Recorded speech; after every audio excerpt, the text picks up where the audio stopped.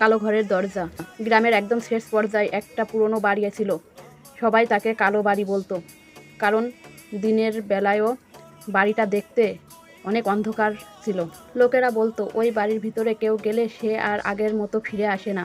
কিন্তু সব কথা বিশ্বাস করতো না রিয়াদ। রিয়াদ শহরে থাকতো, গ্রামে এসেছিল ছুটিতে। সাহসী ছেলে, ভূত সে পছন্দ করতো না, বিশ্বাসও করতো না। একদিন সন্ধ্যায় সে তার বন্ধুদের বলল, চলো আজ রাত কালো বাড়িতে ঘুরতে যাব।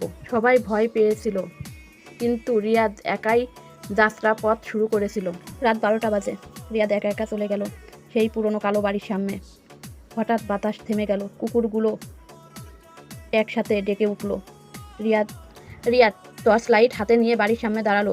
ভাঙা গেটটা ঠেলে ঢুকলেই কাচের দরজার শব্দ হলো। ভিতরে ঢুকতেই একটা ঠান্ডা বাতাস তার গায়ে লাগলো, যেন কেউ খুব কাছ থেকে দাঁড়িয়ে তার গায়ে নিঃশ্বাস ফেলছে। কেউ আছে? রিয়াদ বলে চিৎকার করলো।